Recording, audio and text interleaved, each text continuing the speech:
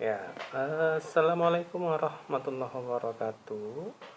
Ya, selamat siang. Ya, selamat siang semuanya. Mudah-mudahan dalam keadaan sehat walafiat ya. Nah, eh, sekarang kita masuk ke pelajaran fisika. Kita masuk ke materi kita yang selanjutnya. Minggu lalu kita sudah bahas sedikit ya pendahuluan untuk gelombang dan juga getaran. Hari ini kita lanjutkan pertemuan kita tentang materi bab di getaran dan juga gelombang. Sekarang kita masuk ke bagian yang frekuensi getaran. Nah, jadi frekuensi getaran ya. Frekuensi getaran itu adalah banyaknya getaran yang dilakukan benda setiap detik. Jadi yang disebut dengan frekuensi jumlah daripada getaran itu atau banyaknya getaran yang dilakukan oleh benda per detik, setiap detiknya. Ya, jadi frekuensi biasanya dilambangkan dengan huruf F kecil ya. Nah, jadi sedangkan satuan frekuensi itu adalah getaran per sekon atau biasa diberi istilah khusus yaitu Hertz. Jadi disingkat dengan Hz. Jadi satuan daripada frekuensi getaran itu adalah Hertz atau Hz per sekon. Getaran per sekon. Jadi sebenarnya Hertz itu adalah getaran per sekon. Berapa getaran per detik. Nah, itulah yang disebut dengan frekuensi getaran. Nah, sampai sini jelas dulu ya materi kita pendahuluan di hari ini. Jadi yang disebut dengan frekuensi itu tadi adalah jumlah getaran atau banyaknya getaran yang dapat terjadi atau yang dapat dilakukan oleh suatu benda jika dia dihitung dalam satuan detik. Jadi per detik, satu detik berapa kali dia bergerak atau berapa kali dia bergetar, dan begitu ya. Nah, untuk menentukan frekuensi, jadi untuk menentukan frekuensi pada suatu getaran, berapa besar jumlah getaran yang dihasilkan, kita bisa gunakan persamaan yakni F sama dengan N per T. Ya, F sama dengan N per T. Di mana F itu adalah frekuensi getaran. Yang satuannya adalah Hertz atau Hz. Ya, F itu adalah frekuensi getaran. Kemudian N itu adalah jumlah getaran. Berapa banyak getarannya. Kemudian T adalah ya, waktu untuk sekali getaran. Ya, jadi untuk menentukan frekuensi getaran, kita bisa menentukannya dengan menggunakan rumus yakni F sama dengan N per T. Ya, frekuensi sama dengan jumlah getaran dibagi dengan waktu. Ini rumusnya. Oke, diingat ya. Nah, kita masuk ke contoh soal biar lebih gampang dalam menentukan apa yang dimaksud dengan frekuensi tadi. Nah, jika sebuah benda, contoh soal ya, jika sebuah benda bergetar dengan frekuensi sebesar 8 Hz. Jika sebuah benda bergetar dengan frekuensi 8 Hz, maka dalam 2 detik atau 2 sekon, benda tersebut dapat bergetar sebanyak berapa kali? Jadi ini yang ditanya berapa banyak jumlah getarannya.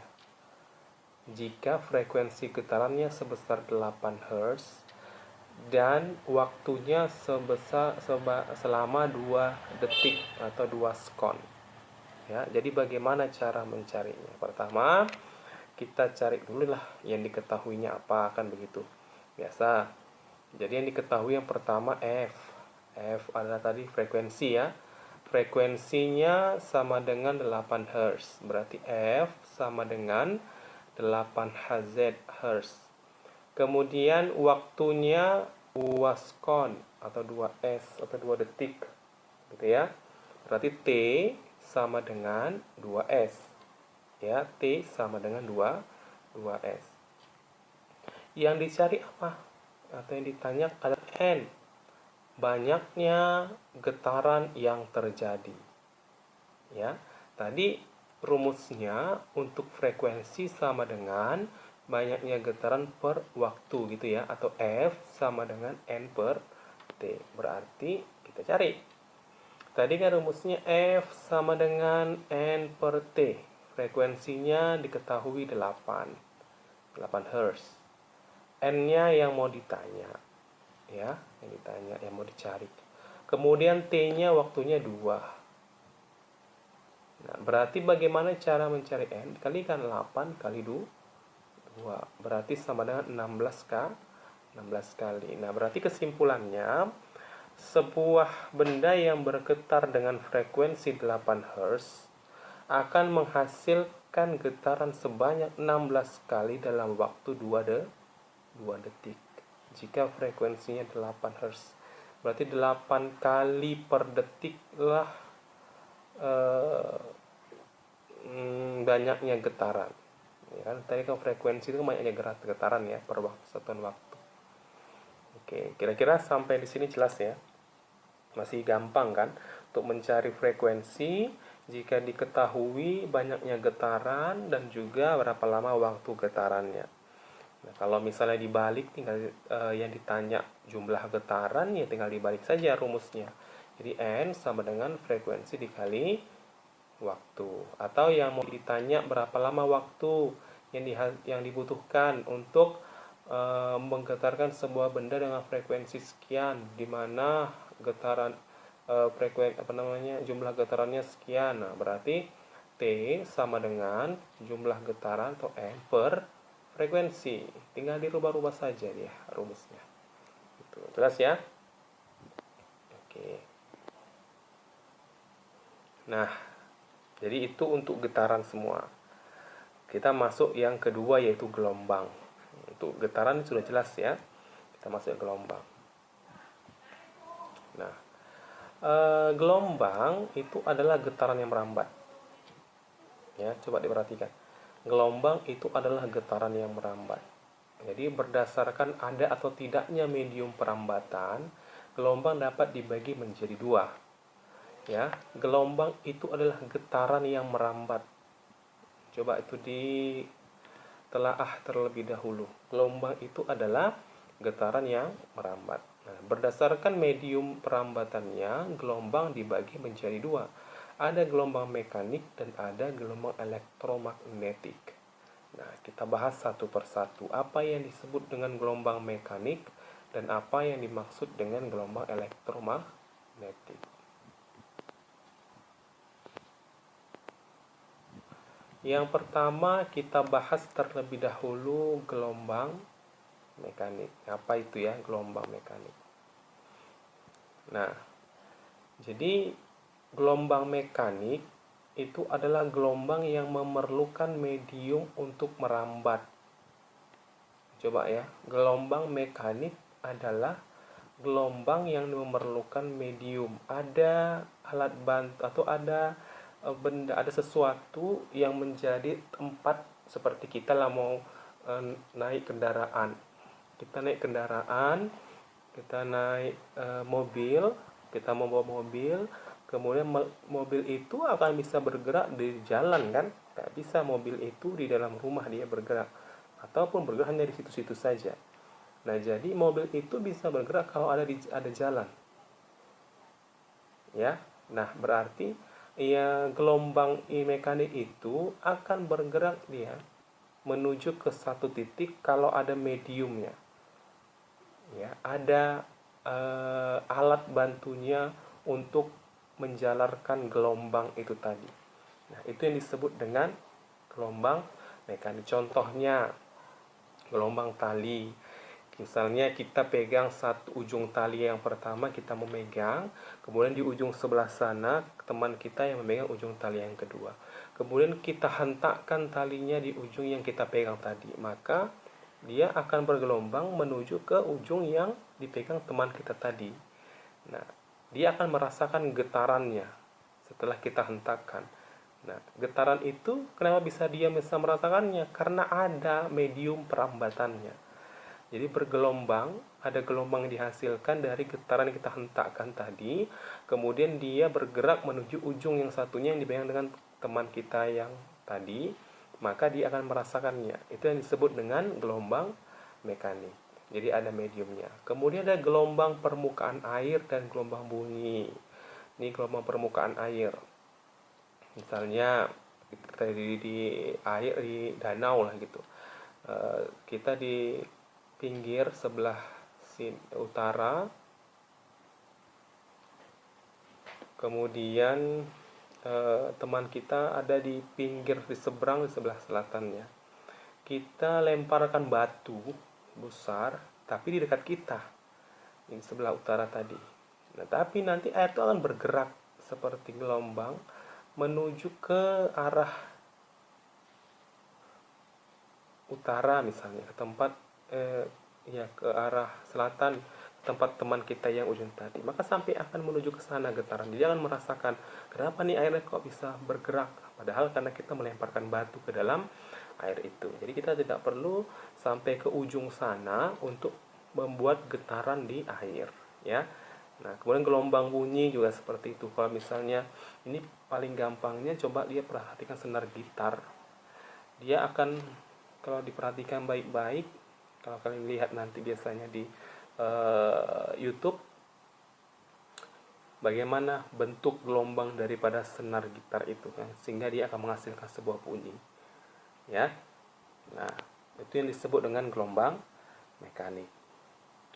Bagaimana dengan yang dimaksud dengan gelombang elektromagnetik? Nah, jadi gelombang elektromagnetik itu adalah gelombang yang merambat tanpa memerlukan medium. Kalau tadi gelombang mekanik, gelombang yang memerlukan medium untuk perambatannya. Sedangkan gelombang elektromagnetik adalah gelombang yang merambat tanpa memerlukan medium. Contohnya gelombang bunyi, gelombang cahaya. Ya, cahaya itu adalah gelombang, tapi dia tidak perlu medium untuk merambat.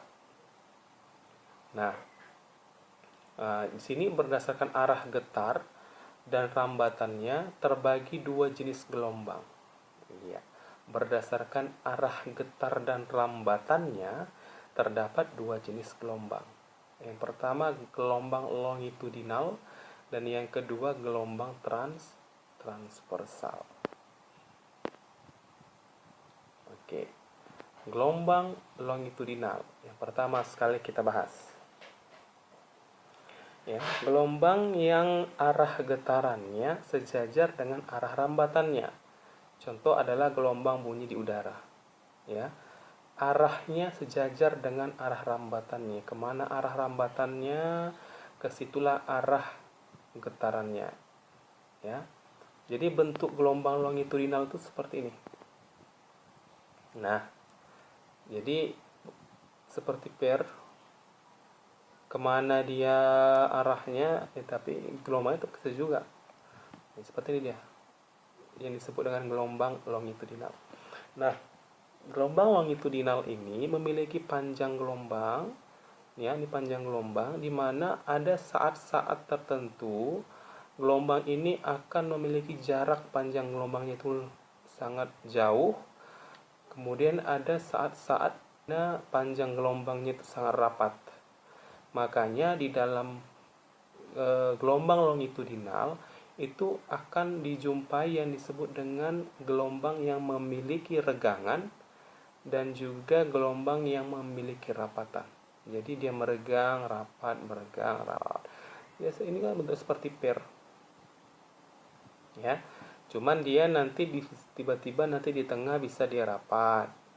Nanti kemudian meregang lagi, kemudian merapat lagi, regang lagi, seperti itu. Jadi ada rapatan, ada regangan untuk gelombang longitudinal. Nah, panjang satu gelombang ya pada gelombang longitudinal terdiri dari satu rapatan dan satu regangan. Jadi yang dikatakan dengan satu gelombang dalam gelombang longitudinal itu harus memiliki satu regangan dan juga satu rapatan. Nah, pertanyaannya, dari gambar di sini berapa banyak jumlah gelombang longitudinal yang dihasilkan? Ayo, siapa yang bisa menjawab? Dari gambar di sini berapa banyak jumlah gelombang longitudinal yang bisa dihasilkan? Ada 1,5. Kenapa 1,5? Karena tadi sini sudah jelas ya, satu gelombang untuk gelombang longitudinal itu terdiri dari satu rapatan dan satu regangan. Nah, di sini ada 2 regangan dan satu rapatan. Berarti regangan dan rapatannya ini merupakan satu gelombang dan regangan ini adalah setengah gelombang. Berarti totalnya adalah 1,5 gelombang. Itu coba diperhatikan bagus-bagus. Jelas ya? Oke. Tadi itu disebut dengan gelombang longitudinal. Bagaimana yang kedua? Gelombang transversal. Kalau tadi gelombang longitudinal arah getarannya sejajar dengan arah rambatannya, maka gelombang transversal adalah gelombang yang arah getarannya tegak lurus terhadap arah rambatannya. Contohnya gelombang pada tali. Tadi gelombang pada bunyi, kemana arah bunyinya, kesitulah dia rambatannya. Kalau gelombang tali tidak tegak lurus, diganti atas bawah. Contohnya seperti gambar bawah ini. Nah, jadi kalau tadi gelombang longitudinal arah rambatannya sejajar ya dengan arah getarannya. Kalau gelombang transversal arah getarannya tegak lurus terhadap arah rambatannya. Jadi panjang gelombangnya diberi simbol dibaca lambda seperti ini. Ya, tanda petiknya dihilangkan tapi ya, tanda petik dihilangkan seperti ini. Nah, itu dibaca dengan lambda. Nah, apa itu lambda? Adalah panjang satu gelombang. Nah, panjang satu gelombang yang terdiri dari satu bukit dan satu lembah gelombang. Nah, berarti coba ya diperhatikan perbedaan antara gelombang transversal dan juga gelombang longitudinal. Kalau tadi gelombang, saya ulangi ya, kalau tadi gelombang longitudinal itu adalah gelombang yang arah rambatannya sejajar dengan arah getarannya. Sedangkan gelombang transversal itu adalah gelombang yang arah getarannya tegak lurus terhadap arah rambatannya. Kalau misalnya tadi gelombang longitudinal, satu gelombang itu harus memiliki satu rapatan dan juga satu regangan. Tapi kalau misalnya gelombang transversal itu harus memiliki satu lembah dan juga satu bukit. Oke. Jelas ya? Nah,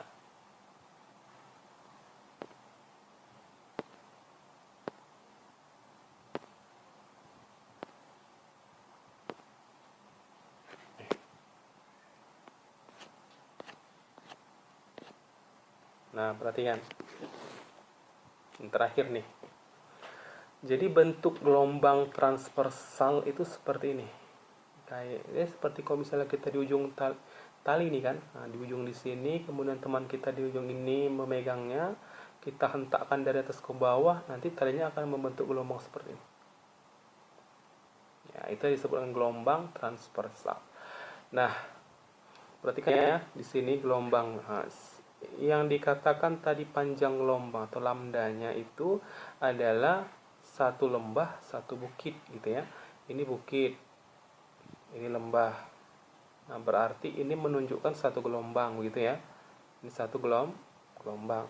Kemudian ini juga satu gelombang lagi dari sini menuju kemari.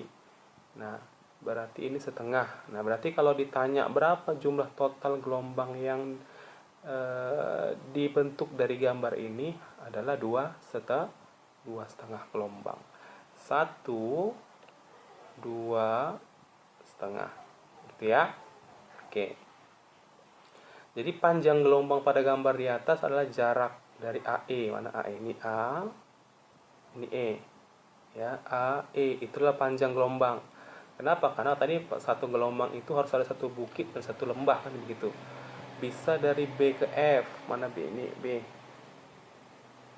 Ini B, ini F. Berarti ini kalau kita buat dan tarik ini, kita hapus ini begini, itu kan sama dengan ini satu lembah, di sini setengah bukit, sini setengah bukit. Kalau digabungkan setengah sama saja jadi satu bukit kan. Nah, itu disebut dengan satu bukit dan satu lembah. Kemudian DH.